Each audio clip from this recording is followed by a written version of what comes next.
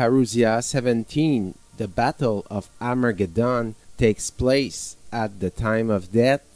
The Battle of Armageddon, of which the book of Revelation refers to in chapter 16, verse 16, this takes place at or during the passage of death. One could ask the same question concerning the battle of Gog and Magog from Revelation chapter 20, verse 8. The seducer went off to seduce nations from the four corners of the earth for the great battle of Gog and Magog. That refers to the battles of antiquity that the Jewish people had experienced. This is a symbol of a final battle that shall occur at the end of the world. Usually the commentators of the fathers of the church attributed this to the last battle that would take place for the last generation with the Antichrist, who would reign upon earth, and the return of Christ in all his glory.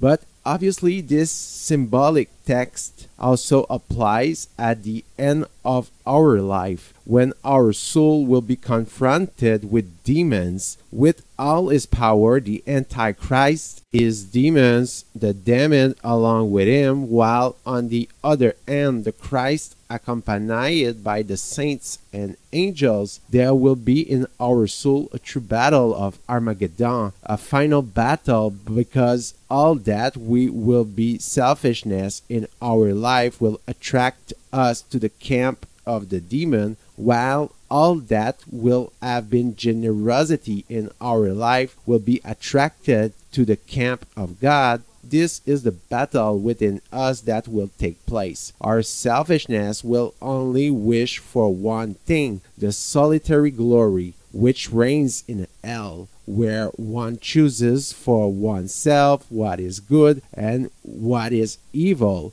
As for our generosity, it will only love this God who corresponds to our heart. We are made for him. When Ezechiel described the battle of Gog and Magog, he stated the following: the armies of the LT people appeared to be defeated, and everything seemed to be lost. The enemy's army seemed to be winning, when all of a sudden, when it was not expected, God intervened and gave the victory to the saintly people. What does this signify? God will allow this fight to occur at death, when we will be confronted with demons. Obviously, He will seduce us. All our egoism will be attracted toward them, towards Him, as it corresponds so much to our solitary thirst for freedom.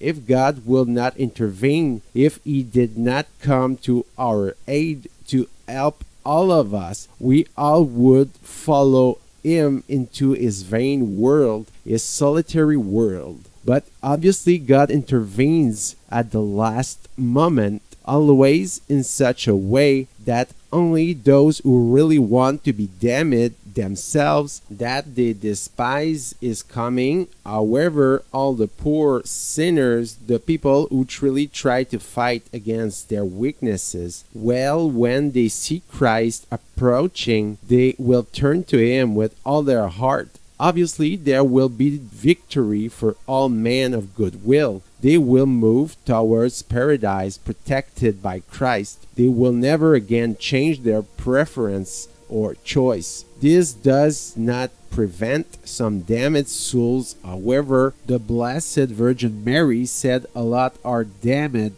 indeed many, who blaspheme against the Holy Spirit, may unfortunately choose the camp of the demon. What remains to be seen consequently from a loving mother? What does the term a lot signify? A single child, if there are 10,000, may be well considered a lot. However, we must be careful not to do this. We must not be naive either, as there are many people who live only within their pride and their selfishness that also exists.